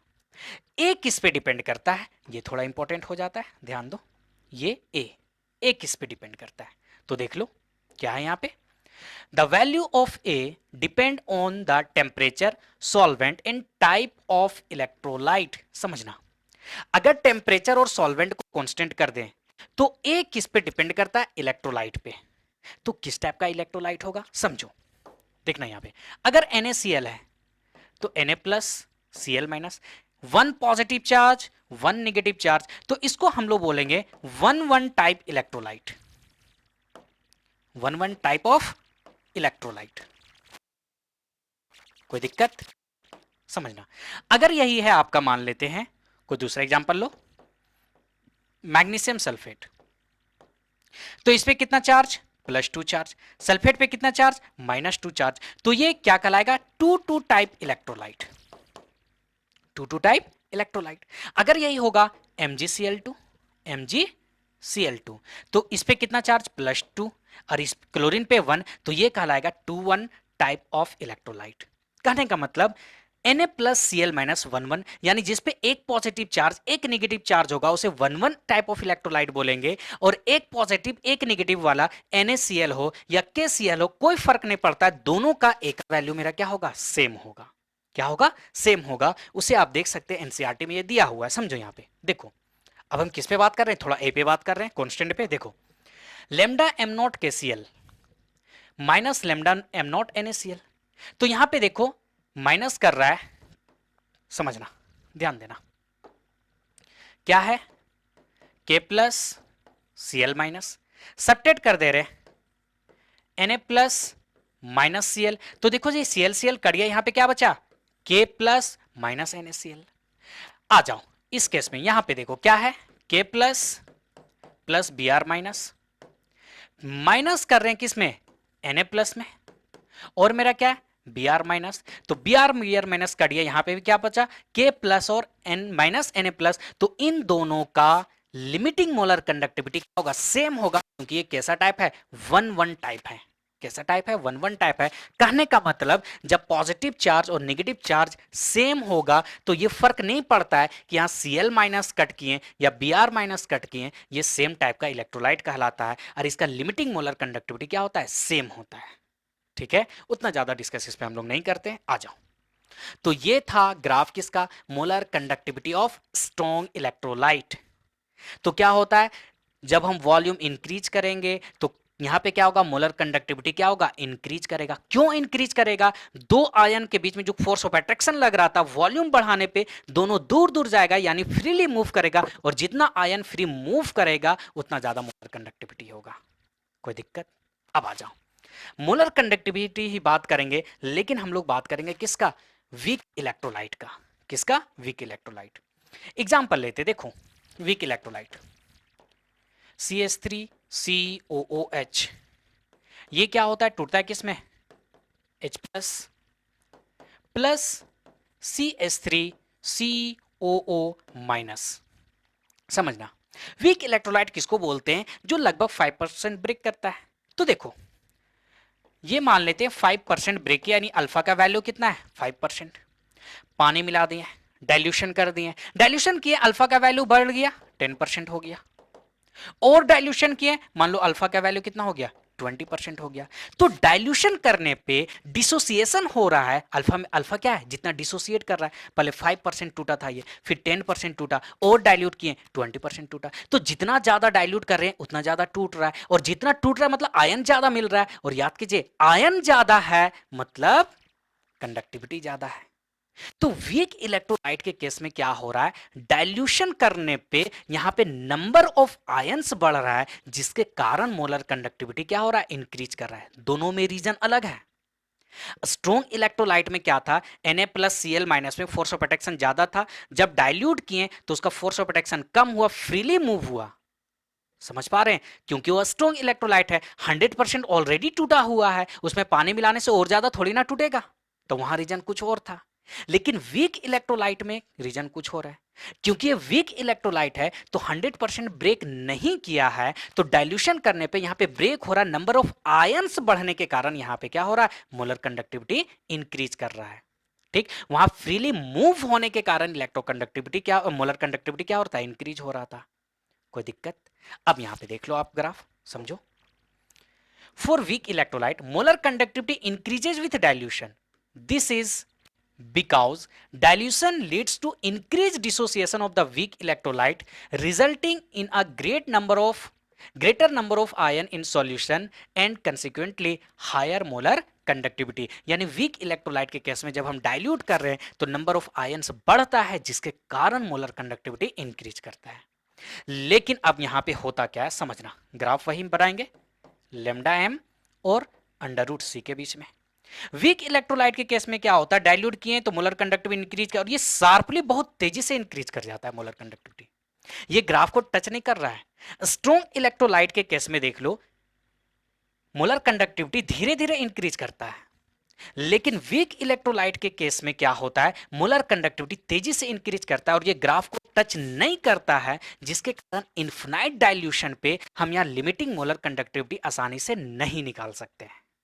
अब जब नहीं निकाल सकते हैं तो कुछ ना कुछ तो उपाय होगा ना लिमिटिंग मोलर कंडक्टिविटी निकालने का, तो इसी उपाय को लेके आया कौन, कोल्हार्स लॉ। किसने लेके आया, कोल्हार्स लॉ। कहां गया, लिमिटिंग मोलर कंडक्टिविटी तो बता चुके हैं, चलो बाद में देखते हैं, चलो देख ही लेते हैं कि इसमें कोल्हार्स लॉ। तो क्या है कोल्हार्स लॉ, क्योंकि वीक इलेक्ट्रोलाइट वहां पे ग्राफ को कट नहीं कर रहा है, तो वहां पे हम लिमिटिंग मोलर कंडक्टिविटी निकाल नहीं सकते। तो लिमिटिंग मोलर कंडक्टिविटी स्पेशली किसके लिए, वीक इलेक्ट्रोलाइट के लिए कैसे निकालेंगे, तो यहां पे आया कोल्हार्स लॉ ने क्या बोला, it state that limiting molar conductivity of an electrolyte at infinite dilution is the sum of value of molar conductivity of positive ion and negative ions present in the solution। ठीक है, graph cut नहीं किया, लेकिन कोल्हार्स ने क्या बताया कि weak electrolyte हो या स्ट्रॉन्ग कोई भी हो चलेगा, अगर इन्फिनाइट डाइल्यूशन पे हमको मोलर कंडक्टिविटी निकालना है तो इलेक्ट्रोलाइट का जितना आयंस होगा, पॉजिटिव आयंस क्या होगा, या तो पॉजिटिव या नेगेटिव, तो पॉजिटिव आयंस का मोलर कंडक्टिविटी, नेगेटिव आयंस का मोलर कंडक्टिविटी, दोनों को अगर हम ऐड कर देंगे तो उस इलेक्ट्रोलाइट का क्या निकल जाएगा, बताओ, मोलर कंडक्टिविटी निकल जाएगा। समझो, यहां पे देखो क्या है ये, CH3COH टूटा किसमें, CH3CO माइनस और H प्लस, क्योंकि एक वीक इलेक्ट्रोलाइट है, इनफिनाइट डाइल्यूशन किए, इनफिनाइट डाइल्यूशन किए, लेकिन आपको कट नहीं किया ना, जब क्राफ को कट नहीं किया तो इसका लिमिटिंग मोलर कंडक्टिविटी कैसे निकालेंगे, हम निकाल लेंगे limiting molar conductivity acetate ion का, यानी CH3COO minus, plus limiting molar conductivity किसका, H प्लस आयन का, और इन दोनों को ऐड कर देंगे तो हमको क्या मिल जाएगा, limiting molar conductivity of acetic acid. समझ पा रहे हैं? तो यहां पे मेन क्या होता है, आपको ब्रेक करने आना चाहिए। देखो, एल्युमिनियम सल्फेट Al2SO4 ब्रेक कैसे करते हैं उस बात को थोड़ा सा समझना। एल्युमिनियम दिख रहा है, कितना एल्युमिनियम है, 2, यहां पे 2 लिख दिया, SO4 3, सल्फेट दिख रहा है कितना है, 3। देखो, जो यहां पे डिजिट होगा इस पे चार्ज होगा, तो यहां पे 3, तो एल्युमिनियम पे +3 चार्ज, जो यहां पे होगा इस पे चार्ज होगा -2, यानी Al2SO4 का होल 3 किस में टूटा, 2Al + 3 और 3SO4 2 माइनस में। अगर इनफिनाइट डाइल्यूशन पे इसका हमको मोलर लिमिटिंग मोलर कंडक्टिविटी निकालना है, अकॉर्डिंग टू कोल्हार्स लॉ क्या होगा, आप पॉजिटिव आयन का लिमिटिंग मोलर कंडक्टिविटी निकाल लीजिए, किसका, Al + 3 का, कितना है, 2 है, या 2 से मल्टीप्लाई कर देंगे, हम लोग लिमिटिंग मोलर कंडक्टिविटी निकाल लेंगे किसका, सल्फेट आयन का, कितना सल्फेट आयन है, 3। अब इन दोनों को ऐड कर देंगे, लिमिटिंग मोलर कंडक्टिविटी निकल जाएगा किसका, Al2SO4 का। समझ में आया? तो ये था कोल्हार्स लॉ। क्यों आया? क्योंकि मेनली ये वीक इलेक्ट्रोलाइट के लिए लिमिटिंग मोलर कंडक्टिविटी निकालने के लिए आया, क्योंकि ये ग्राफ को टच नहीं कर रहा है। समझ में आया? तो हम लोग क्या देखें कि कंसंट्रेशन बढ़ाने पे मोलर कंडक्टिविटी डिक्रीज करता है, वॉल्यूम बढ़ाने पे मोलर कंडक्टिविटी इंक्रीज करता है, क्योंकि कंसंट्रेशन और वॉल्यूम दोनों इनवर्सली प्रोपोर्शनल है। स्ट्रॉन्ग इलेक्ट्रोलाइट में भी इंक्रीज कर रहा है, वीक में भी इंक्रीज कर रहा है। स्ट्रॉन्ग में धीरे धीरे इंक्रीज करता है, वीक में तेजी से इंक्रीज करता है। स्ट्रॉन्ग में क्यों इंक्रीज किया? क्योंकि वॉल्यूम बढ़ाने पे आयंस फ्री हो गया, आसानी से मूव किया। वीक में मोलर कंडक्टिविटी क्यों इंक्रीज किया? क्योंकि यहां पे जो आयंस था, जब वॉल्यूम बढ़ा रहे तो आयंस और ज्यादा टूटा, यहां नंबर ऑफ आयन बढ़ने के कारण मोलर कंडक्टिविटी इंक्रीज किया। कोई दिक्कत? तो ये था मेरा मेन टॉपिक, मोलर कंडक्टिविटी। चलो थोड़ा सा हम लोग बात कर लेते हैं वीक इलेक्ट्रोलाइट का के का। और ये आपको याद होना चाहिए क्योंकि बहुत सारा न्यूमेरिकल इससे बनता है। ये हम लोग किस में पढ़ चुके हैं? याद करो, हम लोग पढ़ चुके हैं इक्विलिब्रियम चैप्टर में। देखो CH3COH किस में टूटा? CH3CO H प्लस में।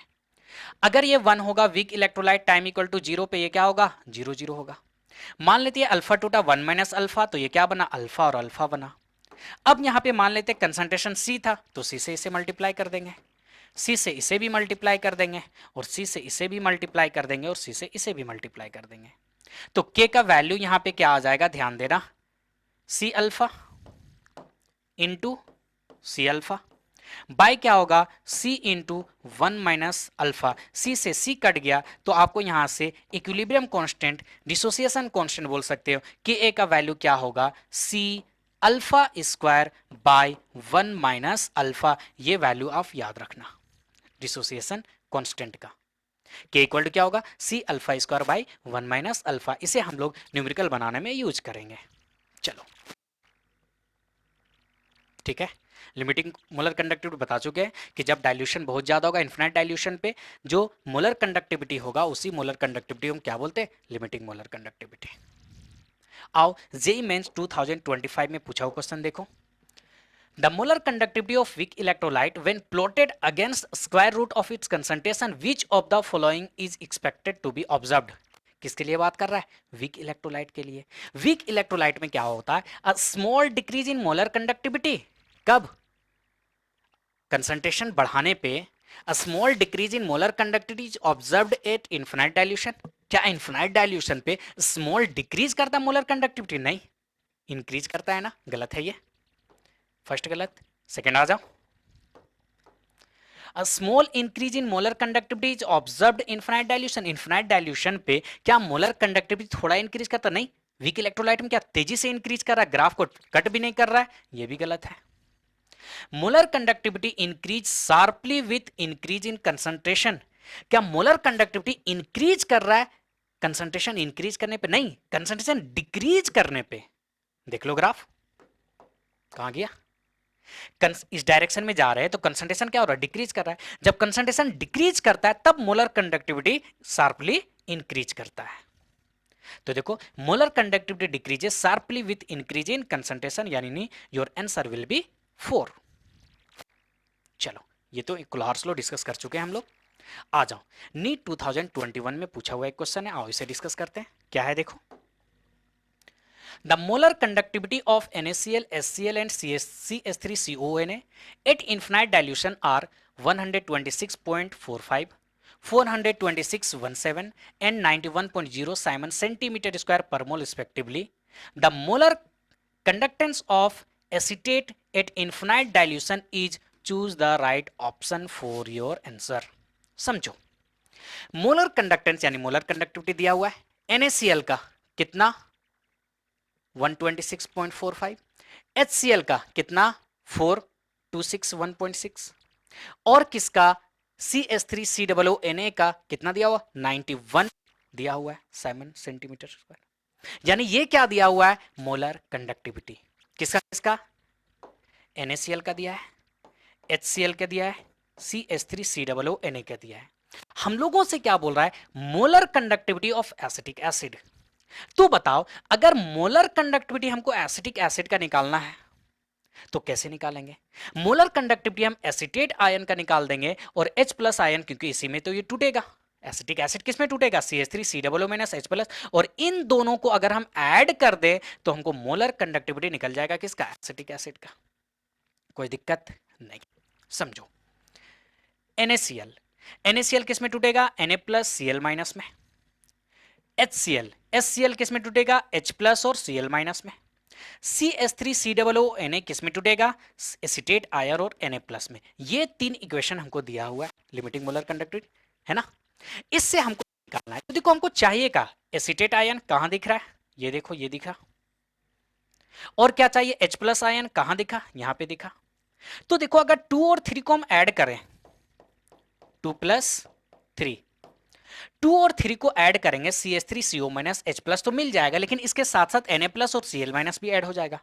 फर्स्ट में दिख रहा है Na+ और Cl-, तो क्या हम फर्स्ट को घटा दें, तो 2 और 3 को ऐड करेंगे और फर्स्ट को सब्ट्रैक्ट करेंगे तो हमको क्या मिलेगा, CH3CO- और H+। यानी मोलर कंडक्टिविटी सिंपल है, 2 और 3 को ऐड करना है। ये मेरा क्या है, फर्स्ट, ये सेकंड, ये थर्ड, ये सब क्या लिखा है समझ रहे ना, लिमिटिंग मोलर कंडक्टिविटी लिखा है NaCl का, HCl का और CH3COO का। 2 और 3 को ऐड करना है, इन दोनों को ऐड करो, HCl और CH3COO इन दोनों को ऐड करना है, क्या होगा 0.16 होगा ना, 6 और 1 7, 2 और 9 11, 4 और 1 5, माइनस करना है फर्स्ट, फर्स्ट क्या है 126.45, 6 में 5 चला गया, कितना बचेगा 1 बचेगा, 11 में 4 चला गया, कितना बचेगा 8 बचेगा। आ जाओ, 6 में से 6 चला गया 0, 11 में 2 चला गया 9, 4 में 1 चला गया 3, 39081, 3908171, 11 4 जाएगा, हाँ 7, 39071, यानी your answer will B third. तो देख रहे हैं कोल्हार्स लॉ के हेल्प से हम ये क्वेश्चन आसानी को सॉल्व किए, जो नीट 2021 में आया हुआ है। कुछ नहीं करना है, बस कैलकुलेशन का खेला है, ऐड और सब्ट्रैक्ट करना है। आओ नेक्स्ट क्वेश्चन पे। तो देखिए क्या है, डिग्री ऑफ डिसोसिएशन, क्या डिग्री ऑफ डिसोसिएशन। तो हम लोग कैसे degree of dissociation molar conductivity यानी लिमिटिंग मोलर कंडक्टिविटी से निकाल सकते हैं। तो आओ कोल्हार्स लॉ का यहां हेल्प लेते हैं। क्या है देखो आप इसे, the ratio of molar conductivity at a specific concentration to the molar conductivity at infinite dilution is known as degree of dissociation। यानी यहां पे कोल्हार्स लॉ को अगर हम यूज करेंगे तो डिग्री ऑफ डिसोसिएशन भी निकाल सकते हैं। क्या होगा देखो, क्या बोल रहा है, एक रेशियो है ये अल्फा, यानी डिग्री ऑफ डिसोसिएशन किसका, molar conductivity at any concentration यानी lambda M, by molar conductivity at infinite dilution यानी लैम्डा एम नॉट। तो यहां से डिग्री ऑफ डिसोसिएशन का एक फॉर्मूला पता चला, alpha equal to lambda M by lambda M nought. लेकिन यहां से क्या हम डिसोसिएशन कांस्टेंट भी निकाल सकते हैं, हाँ निकाल सकते हैं। क्या अभी हम लोग देखे थे formula, degree of dissociation constant क्या था, C alpha square, C alpha square 1 minus alpha, यही ना था। अब अल्फा के जगह पे ये वैल्यू हम सब्स्टिट्यूट करेंगे, तो देखो डिग्री ऑफ डिसोसिएशन मेरा क्या आएगा, के सी अल्फा स्क्वायर, तो क्या होगा बताओ, lambda M by lambda M note का होल स्क्वायर होगा ना। और नीचे मेरे पास क्या है 1 माइनस अल्फा यानी 1 minus lambda M by lambda M nought, ये मेरा वैल्यू है। ठीक है, अगर हम इसे सॉल्व करें तो देखो क्या आएगा मेरे पास, सी लेमडा एम का स्क्वायर, और ये लेमडा एम नोट का स्क्वायर को हम नीचे लिख रहे हैं, लेमडा एम नोट का स्क्वायर। और यहां पे एलसीएम अगर हम ले 1 minus alpha 1 minus lambda M by lambda M not, अगर हम एलसीएम ले तो मेरे पास नीचे क्या आएगा, लेमडा एम नोट, 1 से मल्टीप्लाई करेंगे तो ये आपका आ गया lambda M nought minus lambda M. ठीक है, क्या आप देख रहे हैं ये लेमडा एम नॉट और ये लेमडा एम नॉट एक बार कट जाएगा, यानी यहां पे डिग्री ऑफ डिसोसिएशन के ए मेरा क्या निकल के आया, सी यानी concentration lambda M square by क्या होगा lambda M nought into lambda M not minus lambda M. ये एक फार्मूला बन के निकला डिग्री ऑफ डिसोसिएशन का, बहुत सारा नीट और जेईई में क्वेश्चन पूछा हुआ है इससे रिलेटेड। तो चलो कुछ क्वेश्चन को भी सॉल्व कर लेते हैं यहाँ पे। आ जाओ, देखो दिया हुआ क्या है समझना। Molar conductivity of 0.25 mole per liter uric acid is 6.1 Simon centimetre square पर मोल, यानी मोलर कंडक्टिविटी इस कंसंट्रेशन पे दिया हुआ है। फिर क्या बोल रहा है, the degree of dissociation and dissociation constant will be, यानी डिग्री ऑफ डिसोसिएशन यानी अल्फा निकालना है और डिसोसिएशन कांस्टेंट यानी के भी निकालना है। दिया हुआ है लैम्डा एच प्लस, ये देखो किस पे दिया होगा, ये वैल्यू दिया होगा मेरा इन्फिनाइट डाइल्यूशन पे दिया हुआ है। लेमडा एच प्लस का ये वैल्यू दिया हुआ है और lambda nought H C double O minus का वैल्यू दिया हुआ है। हम लोगों को निकालना है अल्फा निकालना है और क्या निकालना है, के निकालना है, यानी क्या है, डिग्री ऑफ डिसोसिएशन और डिसोसिएशन कांस्टेंट। तो डिग्री ऑफ डिसोसिएशन अल्फा निकालने के लिए हमको क्या करना होगा बताओ, lambda M by lambda M nought, ये फार्मूला लगाना होगा। तो लेमडा एम तो दिया हुआ है हम लोगों के पास, कितना दिया हुआ है 46.1 ये दिया हुआ है, लेकिन लेमडा एम नॉट निकालना होगा। क्या है, मिथानोइक एसिड है, क्या है, मिथानोइक एसिड। तो मिथानोइक एसिड इनफिनाइट डाइल्यूशन में कैसे ये ब्रेक होगा, lambda M not acetate plus lambda M not H plus, और दोनों का वैल्यू हम लोगों को यहां पे दिया हुआ है, यानी लेमडा एम नॉट मेरा यहां से निकल जाएगा, किसका बताओ, मिथानोइक एसिड का। एसीटेट आयन का वैल्यू कितना दिया हुआ है 54.6 और H प्लस इन्फिनाइट डाइल्यूशन पे दिया हुआ है 349.6 ये दिया हुआ है। चलो ऐड करो, 6 क्या हो गया 12, 9 4 13 और 1 14, ठीक है, 5 4 9 और 1 10 0 और ये 314, ये आ गया आपका लेमडा एम नोट का वैल्यू।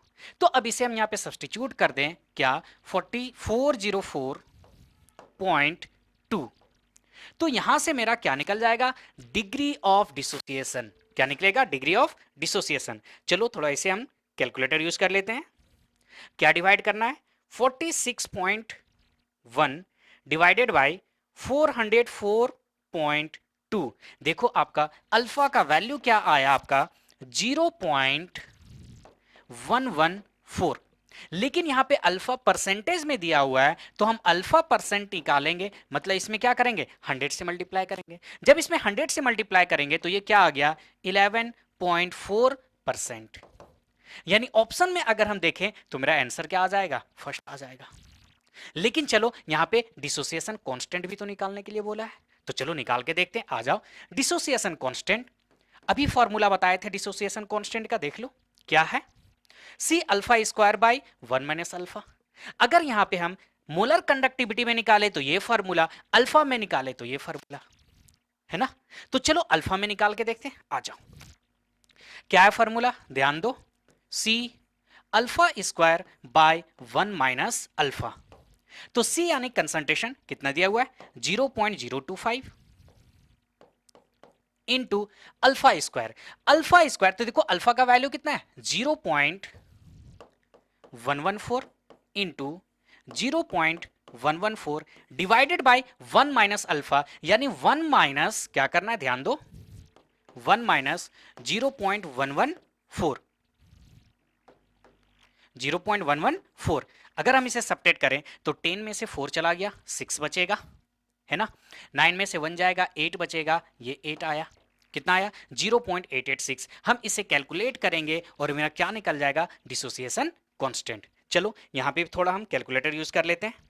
क्या मल्टीप्लाई करना है 0.025 इंटू 0.114, 0.114 इंटू 0.114, क्या आ गया ये 0.003249 और डिवाइड किससे करना है 0.886। चलो इसे डिवाइड कर देते हैं, किससे 0.886। तो देखो आपका वैल्यू क्या आ गया 0.000 है 0.003 3.667, क्या हम इसे लिख सकते हैं 3.67? अगर यहाँ पे पॉइंट शिफ्ट करें, कितने डिजिट शिफ्ट करें, 2 to 4, यानी 10 to the power -4। तो देखो यही वैल्यू आपका दिया हुआ है 3.67 इंटू 10 to the power -4। कोई दिक्कत? तो इस टाइप से हम यहाँ पे कोल्हार्स लॉ को यूज करके डिसोसिएशन कांस्टेंट निकाल सकते हैं और डिसोसिएशन डिग्री ऑफ डिसोसिएशन भी फाइंड कर सकते हैं। समझ पा रहे हैं? चलो, ये नीट में आया हुआ क्वेश्चन है, आप ट्राई कीजिएगा। आ जाओ, एप्लीकेशन ऑफ कोल्हार्स लॉ क्या है? तो ये सब जो अभी हम निकाल रहे थे, डिग्री ऑफ डिसोसिएशन कांस्टेंट, ये सब तो एप्लीकेशन ही है। क्या है? पहला देख लो, it is useful in calculation of molar conductivity at infinite dilution for any electrolyte. यानी कोल्हार्स लॉ से हम मोलर कंडक्टिविटी किसी भी इलेक्ट्रोलाइट का निकाल सकते हैं इनफिनाइट डाइल्यूशन में, लेकिन मेनली यूज किसके लिए करते हैं? वीक एसिड के लिए, क्योंकि वीक एसिड का ग्राफ कट नहीं कर रहा था। Second point, it is used calculation of degree of dissociation constant of weak electrolyte. अभी तो निकाले, देख लो, डिग्री ऑफ डिसोसिएशन कांस्टेंट के निकाल सकते हैं, यहां से के का वैल्यू निकाले। तो किसके हेल्प से? कोल्हार्स लॉ के हेल्प से। ठीक है, आ जाओ, थर्ड एप्लीकेशन क्या है? It is used in calculation of solubility of Sprüngli soluble salt. यानी स्प्रिंगली सॉल्युबल सॉल्ट का अगर हमको निकालना है मोलर कंडक्टिविटी, तब भी हम इसे निकाल सकते हैं। यहां पे थोड़ा सा आप देख लो क्या होता है। स्प्रिंगली सॉल्युबल सॉल्ट के लिए लेमडा एम किसके इक्वल होगा? लेमडा एम नॉट के इक्वल होगा। और उस केस में मोलारिटी किसके इक्वल हो जाता है? सॉल्युबिलिटी के इक्वल होता है। किसके इक्वल होता है? सॉल्युबिलिटी के इक्वल होता है। तो यहां पे मेरा फॉर्मूला क्या बन जाएगा? ध्यान देना, लेमडा एम इक्वल टू क्या होगा?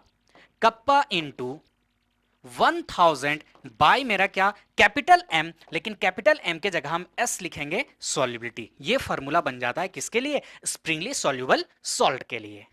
कोई नया चीज नहीं है, जहां पे मोलारिटी क्या हो जाएगा? बताओ, मोलारिटी के जगह पे आ जाएगा सॉल्युबिलिटी, और लेमडा एम के जगह पे आप लेमडा एम नोट लिख सकते हैं, है ना? चलो, या फिर लेमडा एम नोट नहीं, या फिर लेमडा एम निकालिए, कोई फर्क नहीं पड़ता। जैसा दिया रहेगा कंडीशन, उस हिसाब से काम करेंगे।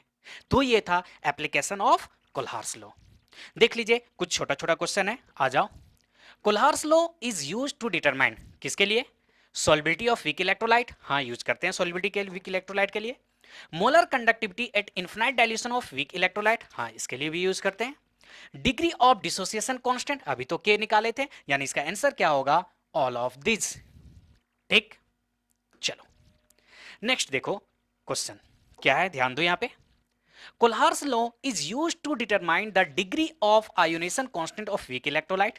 एसेशन में क्या बोला? सही बात तो बोल रहा है कि कोल्हार्स लॉ को कहां पे यूज किया जाता है? डिग्री ऑफ डिसोसिएशन कांस्टेंट निकालने के लिए। किसके लिए? वीक इलेक्ट्रोलाइट का निकालने के लिए।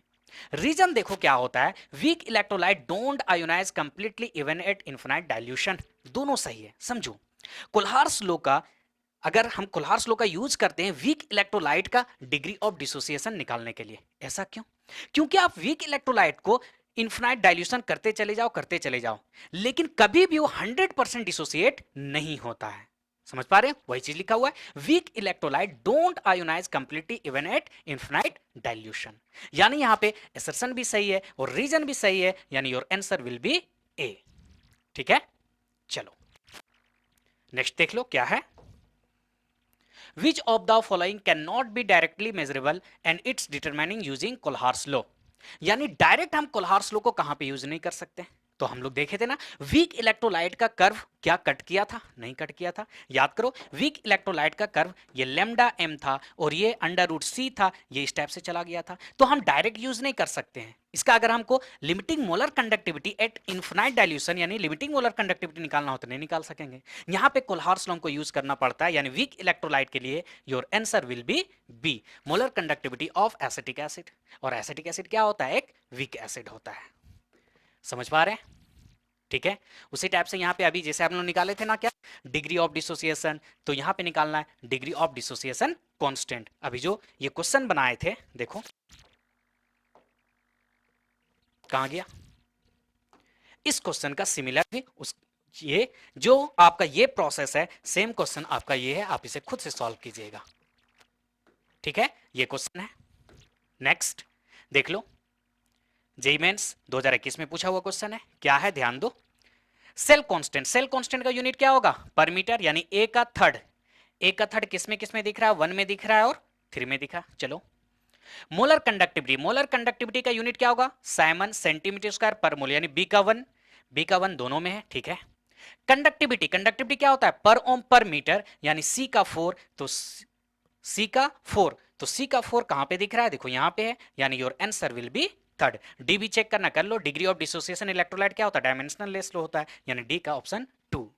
तो इस टाइप से यहां पे आज हम लोग कंप्लीट किए क्या? Molar conductivity and it's concentration variation. Simple, अगर हम मोलर कंडक्टिविटी वेरिएशन का अगर हम यहां पे शॉर्ट में बोलना चाह रहे हैं तो ध्यान दो, क्या बोल सकते हैं कि जब भी हम वॉल्यूम को इंक्रीज करेंगे तो आपका कंडक्टिविटी क्या होगा? डिक्रीज करेगा। कंडक्टिविटी क्या होगा? डिक्रीज करेगा। लेकिन लिमिटिंग मोलर कंडक्टिविटी, यानी सॉरी, मोलर कंडक्टिविटी क्या होगा? इंक्रीज करेगा। ये आपका शॉर्ट में आप याद रखिएगा। क्या? जब भी वॉल्यूम हम इंक्रीज करेंगे तो क्या होगा? कंडक्टिविटी डिक्रीज करेगा, लेकिन लिमिट मोलर कंडक्टिविटी क्या होगा? इंक्रीज करेगा। अब वॉल्यूम और कंसंट्रेशन क्या होता है? इनवर्सली प्रोपोर्शनल होता है। तो कंसंट्रेशन का बात करें तो कंसंट्रेशन अगर हम बढ़ाएंगे तो कंडक्टिविटी इंक्रीज करेगा, लेकिन मोलर कंडक्टिविटी क्या होगा? डिक्रीज करेगा। देख लो, दोनों एक दूसरे का उल्टा होता है। कंसंट्रेशन और वॉल्यूम एक दूसरे का उल्टा है ना? तो ये आप याद रखिएगा, आपका ऑब्जेक्टिव क्वेश्चन में, शॉर्ट क्वेश्चन में इस टाइप का क्वेश्चन बनता है। तो इस टाइप से आज हम लोग क्या कंप्लीट किए? Molar conductivity and it's variation. ठीक है, तो चलिए मिलते हैं नेक्स्ट लेक्चर के साथ। Thank you.